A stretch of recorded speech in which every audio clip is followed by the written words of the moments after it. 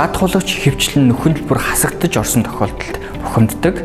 Жишээ нь тээврийн хэрэгслийн даатгалд таны сонгосон багцаас хамаарч 80, 90, 100% хамгаалттай байдаг. Хэрвээ та 80% багцыг сонгосон бол даатгалын тохиолдол гарсан үед даатгалын компани 80%-ийг та өөрөө 20%-ийг хариуцдаг. Тиймээс та даатгуулахаас өмнө гэрээний нөхцлөө зөв сонгохыг зөвлөж байна.